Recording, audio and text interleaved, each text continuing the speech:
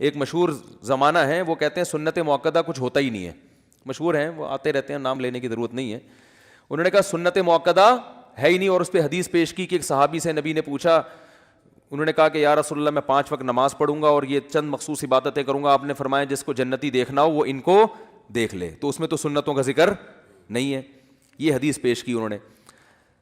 تو مجھے وہ سامنے بیٹھنے کے لیے چونکہ تیار نہیں ہوتے, کسی دن سامنے حاضری ہوگی تو میں ان سے کہوں گا کہ فجر میں اگر کوئی شخص روزانہ 2 رکعتوں میں قل واللہ احد پڑھ لیتا ہے, لمبی رکعت نہیں پڑھتا, آپ کے امام جب نماز پڑھاتے ہیں سورہ فاتحہ پڑھیں, قل واللہ احد پڑھیں, رکوع میں چلے جائیں, روزانہ فجر ایسے پڑھیں, تو یہ کیا ہے؟ گناہ ہے, ثواب ہے, جائز ہے؟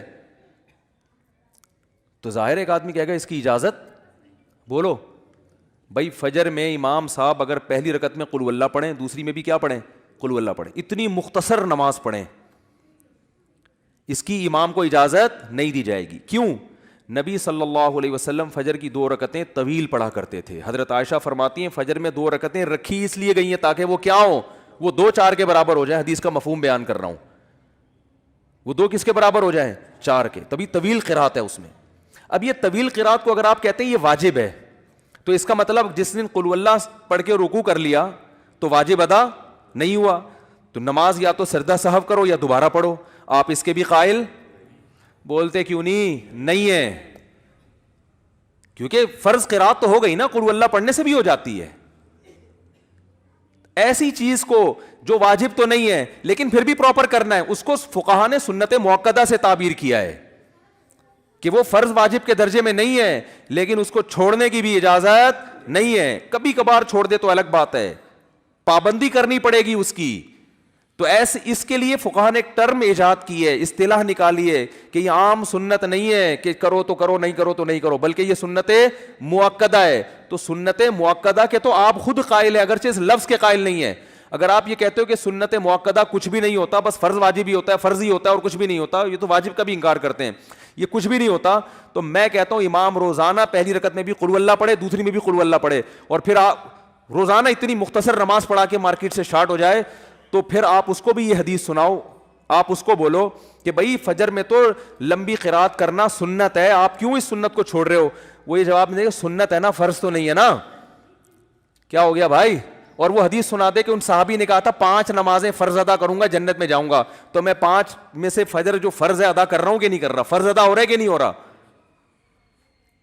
لیکن آپ اس کو چھوڑیں گے نہیں. ان دل بولیں گے بھائی جو پراپر طریقہ ہے نا فجر کا, اس طرح سے پڑھاؤ, اور اس سے پہلے بھی 2 سنتیں پڑھ کے آیا کرو. تو اس کو ایسی چیز کو فقہا تعبیر کرتے ہیں کیونکہ وہ دین کو زیادہ سمجھتے ہیں. انہوں نے کہا ایسی چیز جو فرض بھی نہیں ہے لیکن اس کو چھوڑنے کی اجازت بھی نہیں ہے, قابل ملامت ہے, اگر کوئی چھوڑے گا تو اس کو ملامت کی جائے گی, اس کو سمجھایا جائے گا, اس کو ملامت کا مطلب برا بلا بھی کہہ سکتے ہیں آپ اس کو. تو یہ ٹرم آپ بے شک اپنی ڈکشنری سے نکال دیں, لیکن ایسے بہت سارے اسلام میں حکام ہیں جو کیا ہے سنت جو فرض واجب نہیں ہے لیکن وہ عام سنت بھی نہیں ہے, مؤکدہ کا معنی تاکید والی. تو یہ تو ایک بالکل بدیہی چیز ہے. تو اسی طرح جو ظہر سے پہلے کی 4 سنتیں, ظہر کے بعد کی 2 سنتیں, فجر سے پہلے کی 2 سنتیں, مغرب کے بعد کی 2 سنتیں, یہ بھی عام سنتوں کی طرح نہیں ہے کہ آپ کہتے ہیں سنتیں ونتیں کچھ بھی نہیں ہوتی, بس فرائض ہیں. ٹھیک ہے یہ فرض نہیں ہے لیکن ایسی بھی نہیں ہے کہ آپ ان کو چھوڑ دیں. اگر چھوڑیں گے تو قابل ملامت ہوں گے آپ. کبھی کبھار چھوڑ دے تو ایک الگ بات ہے, جیسے کبھی آدمی سفر میں فجر کی 2 مختصر پڑھ لیتا ہے, امام صاحب کو جلدی ہے بھائی آج مجھے جانا ہے, میں قل واللہ پڑھ کے رکوع کروں گا, جس نے پڑھنی ہے پڑھے, نہیں پڑھنی کبھی کبھار ٹھیک ہے, پابندی نہیں کر سکتے آپ اس کی. تو تبھی کہتا ہوں اٹھا کر پھینک دو باہر گلی میں, نئی تہذیب کے انڈے ہیں گندے. اسلام بہت پرانا جو چلا آ رہا ہے نا فقہا سے, انہی سے سیکھنے کی کوشش کرو. نئی چیزوں سے متاثر ہونے کی بالکل بھی ضرورت نہیں ہے. حدیثوں کے لیبل ان کو نمبر یاد ہوتے ہیں بس, حدیث کی روح ان کو پتہ نہیں ہوتی.